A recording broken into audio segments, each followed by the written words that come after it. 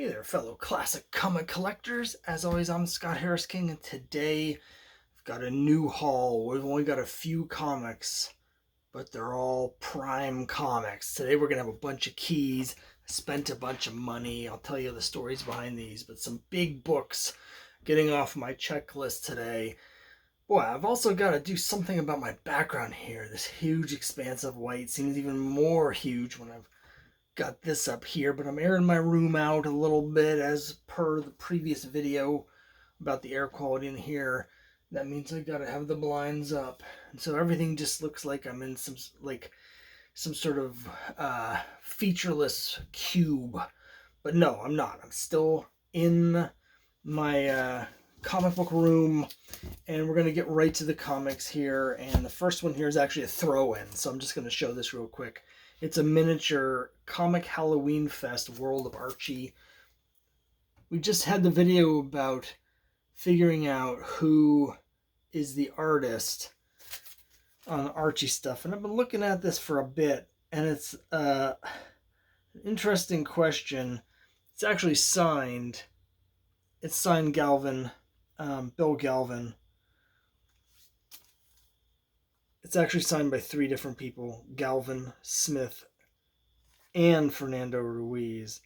So I don't know if it's a team effort. I have a weird feeling that the characters were drawn by different people. For some reason, the figure of Archie just looks off. Doesn't really matter, but this is a cool throw-in someone gave me. So let's get to the big books here. Again, this video only a few books, but 100% pure gasoline. Something that apparently is really hard to get over in England right now. We're going to start with this, and it's Young Love number 101. Really cool cover, really interesting design. They only use this logo design for a few issues, just a handful. Striking cover with the married couple. I way overpaid for this. This copy is only about a 3.5 or so, maybe a 4, but it's really low grade. And this is a book that really should be like a $6 to $8 book. I paid $19 for it, and it's a little frustrating, but basically I've been trying to get this off my checklist for a long time now. This is the highest issue of Young Love that I was missing on the checklist. I already had 102 and up, and I've just not been able to get one of these. There have been several on eBay available for a long time, but most of them were from the same dealer who way overprices his books. And when I say most of them, this dealer actually has 2 accounts, which is supposed to be illegal, but they have the same books on them at different prices. But the upshot is they priced them really high, and then there's another dealer that come in with a copy, and I think because the other copies are priced so high, they priced theirs really high. And so it's this thing where people are just pricing this book really high because other people are doing it, and the book doesn't have any particular value. It's a really cool cover. I don't think it's necessarily any harder to find than the issues around it. But the upshot is I paid $19 for it to get it off my checklist. I'm almost to the point where we're going to start a quest on this because I'm getting pretty close to this series. Ran 85 issues at DC, and I think I'm down to 12 that I need. So pretty soon I get a couple more. We're going to start a quest. When I get to 10, we'll put the graphics up. But I'm really excited to finally get this, even though I had to way overpay for it. Now, I've already showcased this next one in another video, but it's Tender Love Stories number 3. I talked in my video where I showed off the complete run. I couldn't wait to get to this video to show this off, so I showed off the full run of Tender Love Stories. This issue 3 is the hardest one to get. In my experience, this has been the hardest one to get. And there's my comic shop has had one up for a while, and they want like $68 for a low grade copy. There was another copy up in Canada that was like 35 or more. But I finally got this one. I got it really cheap. I don't know how I say really cheap. It was still $20, but I've been on a couple of these as they've been coming up and just been creamed. because everybody that's collecting this series is trying to find this third issue. Really cool yellow cover. I love the yellow covers. So very excited to finish this run. Speaking of finishing runs, we're going to get back to Young Love here because now we're getting into the serious books from this. I've got 4 comics to show you, and I'm so excited to get this one. It's Young Love number 40. Now, this is part of the Mary Robin Registered Nurse ongoing soap opera. The previous issue before this, 39, is the first DC issue of Young Love. It's also the first issue in the Mary Robin ongoing soap opera, right? And that runs through issue 51 or so. So it lasts for a while. And I have all the rest of the Mary Robin. But this one here, significantly harder for me to find than any of the others. This is a book that I've been looking to. This is the only one I've needed for months and months and months, maybe a full year. I've been looking for it actively on eBay and have not found it. And I finally got this at a very good price on the CGC forums, cheaper than the 101. It's a nice copy, lower mid-grade, 4.5 probably, maybe a 4 technically, but looks really nice, tight, clean, good-looking book. So I was really happy to get this. Wouldn't you know it, the day after I bought this, one of them finally showed up on eBay after all that time, the next day. But it's fine, I have it now, so I'm really excited to have completed my run of Mary Robin, and now I've just basically, I still have some issues of the Life and Loves of Lisa St. Clair, which is a second soap opera series that ran in the pages of Young Love.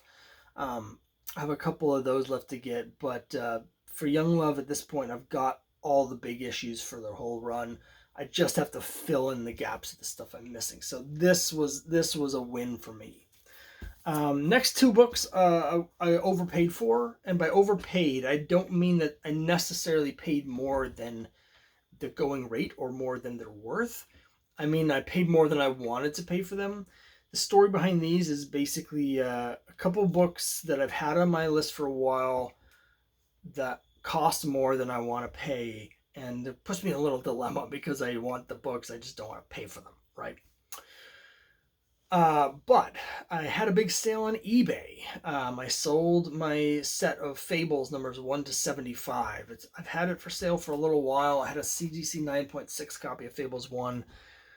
I had that up for a while, and there was recently an announcement that Fables is relaunching. It's picking back up with issue 151, and I think that spurred people renewed interest, because interest had died out on that series while it was no longer being published. But I think that's kicked the interest back up, so I finally sold that, and after all the fees and shipping and everything, I ended up with about $270 that I was getting from eBay for it, which is great. I clear up a bunch of space. Really, really enjoyed that storyline, but I knew I wasn't going to read it again anytime soon. I didn't like it quite enough to reread it. So I figured, let's move it on to someone else that likes it. So I was basically playing with house money. I have this money from comics, and I was like, you know what? Let's spend it on more comics. So I bought a couple things that would have been overpriced for me if I was actually paying cash for them, but since I'm basically looking at it as trading issues of Fables for it, great. And this is the first of them. It's Archie number 100 with a great cover by Harry Lucy. This set me back after shipping, I think it was $83, and it's lower grade. You can see it's got spine stuff, it's got creasing, it's got a slight tape pull on Veronica here. So it's only about a 3.5, maybe a 4, but probably a 3.5. Still looks really nice. And you may notice this is issue 100. Now, for those of you who have seen me talk a few times recently about my Archie collection, you know this may look familiar because the next issue, 101, has almost the exact same drawing. It's interesting that they did this in back-to-back issues. I think they liked this, and they're like, you know what? Let's make Archie and Veronica bigger, make them more central, get rid of the background characters, and it'll be even better, which it is. To me, this is definitely 101 is the superior cover, but 100 is great as well. I thought when I got the 101 that I was all set in terms of the big purchases for this era of Archie, and then the 100 really took off. So you kind of need both of them. So I'm really excited to get the 100. I will note that there's actually a third cover that came out right at the same time that has the exact same drawing. So it's in Laugh 98, and I have just bought a copy of Laugh 98 as well. It's not here yet though, so we'll be seeing that in a future video. And when I get the Laugh 98, I'll display all three of them together because they all go together. But so there's the first of my splurge purchases. It's Archie number 100. My Archie collection is coming along. Got a couple more en route that are checking off some boxes. So I'm at the point where I think it's just about time to get serious about getting back into working on my Archie collection, because I think I'm missing only about 20 to 25 issues between 102 and 155, so a little less than half of them. But that will give me issues 100 and up. So now that I have 100 and 101, I think it's time to start getting the other issues I need between 102 and 155 to get that run. So we'll see. You expect to see more Archies coming in the near future. Here's the other big purchase, and I'm kicking myself for years and years, and I mean decades. I've been wanting to get this book, and I never pulled the trigger. Needless to say, it costs a lot more now than it would have if I bought it in 1990. I even had a chance just 2 years ago to get a copy in better condition than this. Still very low grade, but slightly better than this, for 1/3 the price that I ended up paying for it. So I'm kicking myself, but it's better late than never. Really excited to get this, even though it's in super low condition. But I'm not a condition snob. It is Strange Tales number 114. So this is something I'm really excited about. Obviously, you've seen in my previous videos, I already have a Avengers 4, the first Silver Age Captain America. But my views on that sort of thing have definitely evolved over the years, and I think they're evolving for other people as well in terms of what really is the first Silver Age Captain America. Because depending on how you look at it, you could make a very strong case that it's this book here. In fact, if you look at the cover, it's hard to understand why any other case makes any sense. And it has, it's a little bit of a pet peeve of mine, is the insistence of collectors, and in some cases myself included, in prioritizing the fictional world continuity over actual world reality when dealing with this sort of thing. And for me, Captain America had not appeared in about 8 years when this issue came out in anything. And yes, this is not Steve Rogers, and when you read the story, it turns out that it's someone impersonating Captain America.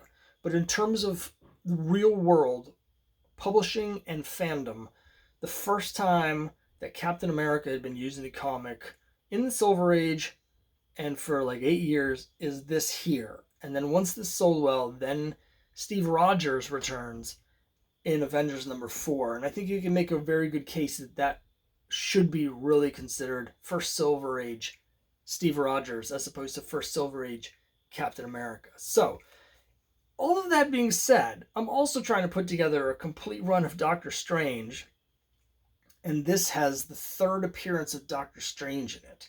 So he appeared in issue 110, of course, first appearance, which I already have.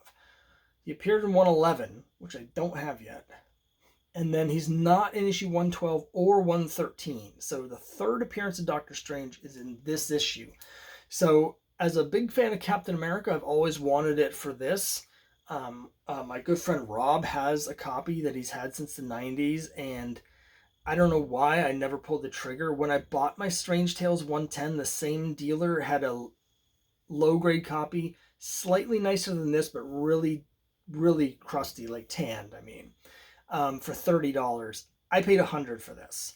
And again, it's like they had it listed as a 1.0. I think that's a little harsh. I think even though the cover is detached, or mostly the top is detached, I would still probably give it a 1.5. $100 for 1.5 is not something that I would normally spend on something unless, of course, it's a really big key. And I don't think this is quite that big of a key. This is something where I would have felt more comfortable if I was paying like 70. But again, I'm not really considering it as spending money so much as trading those fables. So I traded the fables 1 to 75 for an Archie 100 for this Strange Tales 114.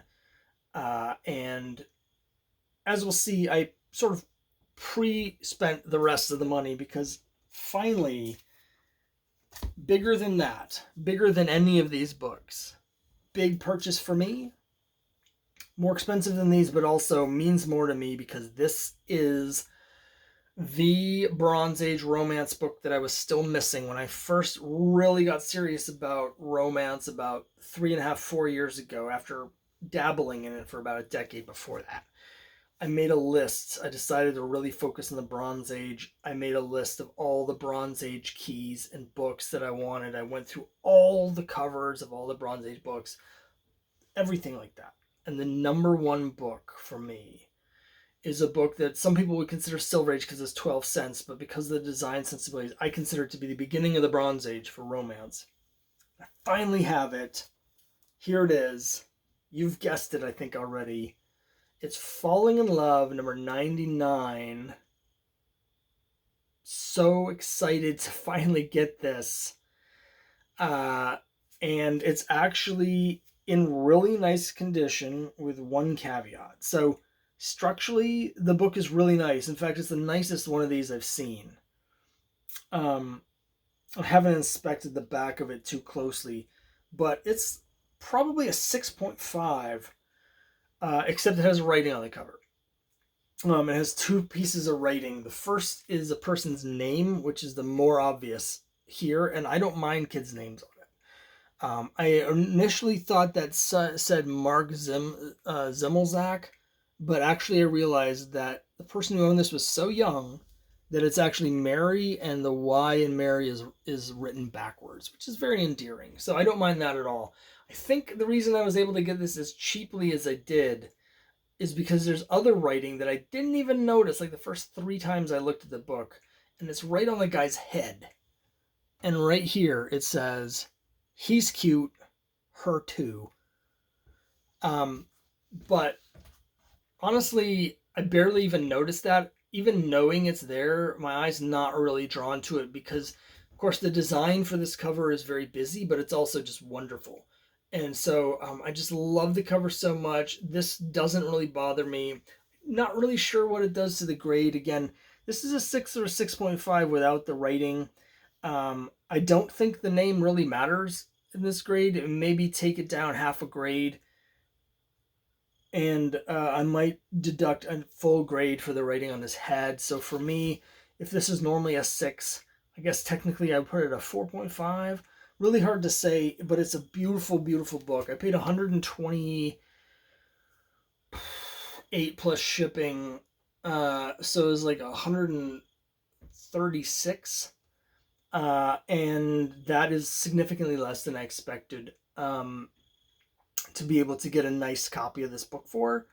I was thinking $200 to $250 for a nice copy, and so I was really happy to get it. Again, I think it's people didn't want the writing on the face or on the head. It's not really on his face, it's in his hair, but it doesn't bother me actually. And so I'm just thrilled to get this for basically about half of what I expected. So I'm so excited. I mean, I still have a few of those bronze books on my initial checklist, but they're down at the bottom. Like, I think I have my top 25 bronze romance books now all all in my collection, and I just couldn't be happier. So that's it. Just a few books this time, but big books. Archie 100, Strange Tales 114, Falling in Love 99, and the Young Love 40, one I've been looking for a long time. The Tender Love Stories 3 I've been looking for a long time. So really excited, and yeah, very pleased with these purchases. So that's it for this time. Thanks very much for watching, and I'll see you next time.